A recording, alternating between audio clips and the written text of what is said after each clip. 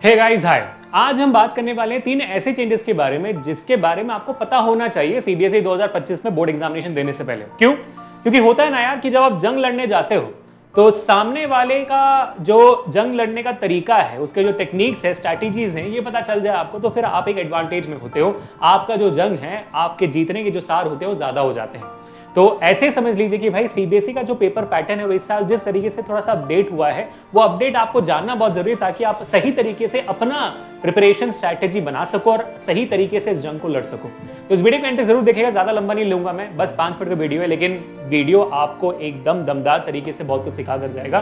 तो make sure to watch the video till the end. अच्छा लगे तो लाइक करिए वीडियो को, शेयर करना है इस वीडियो को और सब्सक्राइब जरूर करना है इस चैनल को, क्योंकि ऐसे अमेजिंग इन्फॉर्मेशन आपको इसी चैनल से मिलती है। चलिए शुरुआत करते हैं, ठीक है। सीधा मुद्दे पर आते हैं और बात करते हैं कि भाई साहब हमारा जो सबसे मेजर चेंजेस के बारे में हमें ध्यान देना है और वो क्या है, और वो है सबसे पहला point, increase in the competency based questions. ठीक है, देखो क्लियर कट कर याद रखो, समझो इस बात को कि आपका जो पूरा पेपर होगा उसमें से 50% कॉम्पिटेंसी बेस्ड क्वेश्चंस आएंगे और ये सीबीएसई ने क्लियरली मेंशन किया हुआ है ना। सीबीएसई के ऑफिशियल आर्टिकल्स में आप देख सकते हो, सीधा गूगल कर लीजिए, आपको मिल जाएगा वीडियो, या तो मैं आप सामने दिखा भी दूंगा यहाँ पर कि कॉम्पिटेंसी बेस्ड क्वेश्चंस 50% के होने चाहिए। अब इसका मतलब क्या होता है, यानी कि आपका जो पेपर है वो 100% का है ना, 100% का आपका पेपर है भाई, इसमें से 50% बोला जा रहा है कि भाई कॉम्पिटेंसी बेस्ड क्वेश्चंस होना चाहिए। अब सबसे पहले कॉम्पिटेंसी बेस्ड क्वेश्चंस होते क्या क्या है, ठीक है। 50% मतलब आपका 80 मार्क्स का पेपर होता है, 80 मार्क्स में से 40 मार्क्स के जो पेपर हैं वो कॉम्पिटेंसी बेस्ड क्वेश्चंस होने चाहिए। यानी कि आपका सबसे पहले कॉम्पिटेंसी में आ जाता है एमसीक्यूज, ठीक है। एमसीक्यूज होता है सेक्शन ए में और वो खुद 20 मार्क्स के होते हैं, ठीक है। सेक्शन ए में आपके एमसीक्यूज होते हैं जिसमें आपको ऑप्शन चूज करना पड़ता है, वो खुद आपके 20 मार्क्स के होते हैं, जिसमें से 16 जो सवाल है, जिसमें से 16 क्वेश्चंस आर एक्चुअली एमसीक्यूज और जो आपका बाकी 4 सवाल है उसमें हो जाता है assertion and reasoning. Assertion and reasoning के सवाल हो जाते हैं, ठीक है। बात समझ में आ गई। ये हो गया आपका 20 मार्क्स। अभी बाकी 20 मार्क्स कहां से आते हैं? बाकी 20 में से जो 12 मार्क्स है बेटा, प्लीज नोट डाउन करना, बाकी 20 में से जो 12 मार्क्स है वो आपको आएंगे आपके सेक्शन ई में, जो होता है आपका केस बेस्ड क्वेश्चंस, जिनको हम सीबीक्यूबी कहते हैं। केस बेस्ड क्वेश्चन यानी कि आपको एक टेबल दे दिया जाएगा, उसमें सवाल हो जाएगा, पैराग्राफ दे देंगे, सवाल हो जाएगा, पैसेज आएंगे, सवाल आ सकता है उसमें से, या तो डायग्राम दे देगा, कुछ भी ग्राफ दे देगा, उसके बेसिस में आपको सवाल आ जाते हैं। ये भी आपके 50% का भाग होता है और ये 12 मार्क्स के होते हैं। तो अभी आप देखोगे 20 + 12 32 मार्क्स के सवाल आ चुके हैं कॉम्पिटेंसी बेस्ड क्वेश्चन के। And let be very honest when I से दिस, ये तो आसान होंगे, ठीक है, ये आसान होंगे, आराम से आप कर लोगे। अगर आपको कॉन्सेप्ट ठीक है ना, तो आपको इनसे डरने की बिल्कुल जरूरत नहीं है, you are good to go. But problem होगी आपके जो बाकी 8 मार्क्स आते हैं उनके कॉम्पिटेंसी। ये जो 8 मार्क्स आपके बच जाते हैं, ये आपके इन जनरल सेक्शन बी जो 2 मार्क के सवाल है, सेक्शन सी जो आपके 3 मार्क के सवाल है, सेक्शन डी जो आपके 5 मार्क के सवाल है, इनमें से कोई भी एक सवाल कॉम्पिटेंसी का हो सकता है। मल्टीपल क्वेश्चन 8 मार्क्स से कुल मिलाकर कॉम्पिटेंसी के हो सकते हैं और ये सब्जेक्टिव होते हैं। और ये वो सवाल होंगे जो आप याद करने के बेसिस में, यानी कि straight forward definition based questions नहीं हो सकता है, straight forward numerical based question नहीं हो सकता है, थोड़ा सा घुमा फिराकर आपको सवाल दे दिया जाएगा।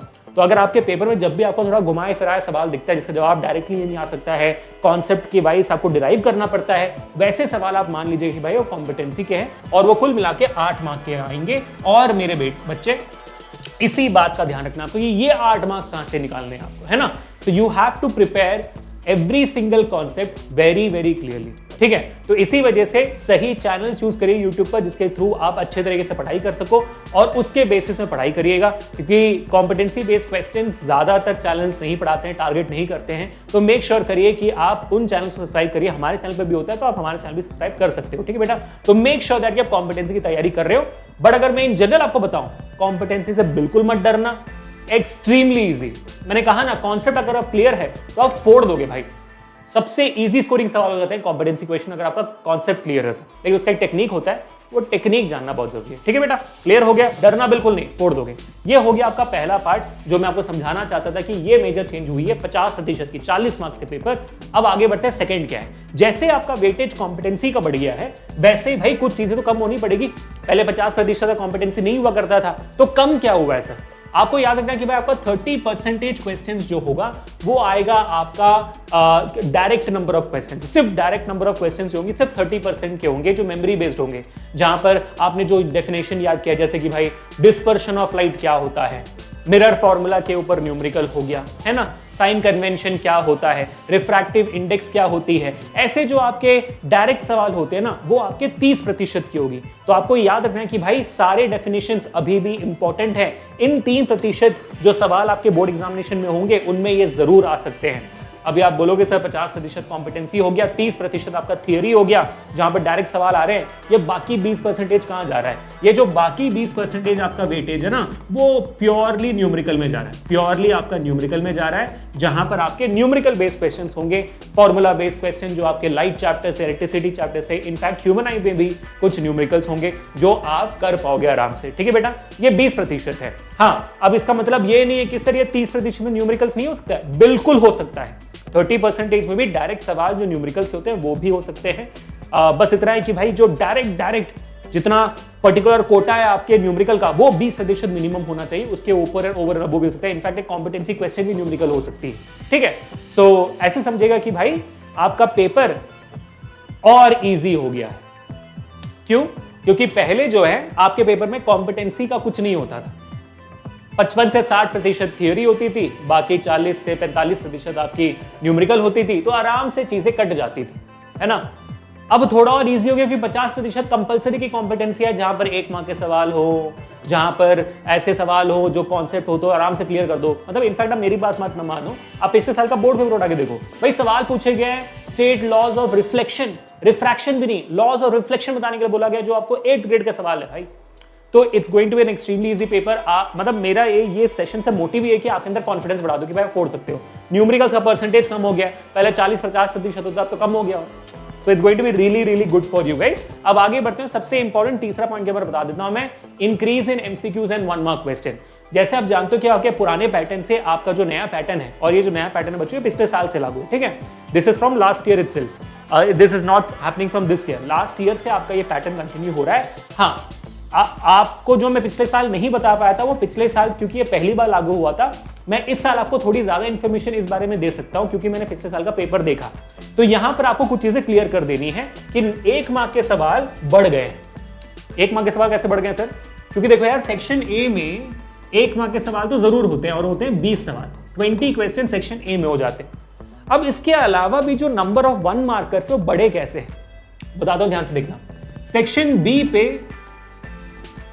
कुछ नहीं, सेक्शन सी, सेक्शन डी, जब मैं बोलता हूं सेक्शन सी होता है आपके 3 मार्क के, सेक्शन डी होते हैं आपके 5 मार्क के सवाल। ये 3 मार्क के और 5 मार्क के सवाल मोस्टली, अगर आप पिछले साल का पेपर देखोगे, you will find they are divided into parts, जहां पर ए होगा, बी होगा। ये दोनों सवाल होंगे जिसमें से एक पार्ट आपका 1 मार्क का होगा, दूसरा मार्क का। और जैसे सेम यहां पर हो सकता है, यहां पर 3 मार्क या 2 मार्क का डिवीजन हो सकता है, या तो 3 मार्क का और 1 मार्क का डिवीजन हो सकता है, या तो 1 मार्क का आपका और 4 मार्क का डिवीजन हो सकता है। तो डिविजन्स बढ़ गए हैं अभी 5 मार्क के सवालों में भी। डायरेक्ट सवाल देखने को अब कम मिलता है, मतलब 5 मार्क का डायरेक्ट सवाल देखने को अभी अब बहुत कम मिलता है। और इनफैक्ट ये जो सीन है ये आपके साथ हो सकता है कि 1-2 मार्क के सवाल हो गए, तो ये डिवीजन भी हो सकती है, या तो भाई 1 मार्क के 5 सवाल हो गए, या तो 3 सवाल हो गए और 2 मार्क का 1 सवाल, या तो 1 मार्क के, जैसे मैंने कहा, 5 सवाल हो गए। ये सारे के सारे डिविजन्स आपको देखने को मिलेंगे 5 मार्क के सवालों में।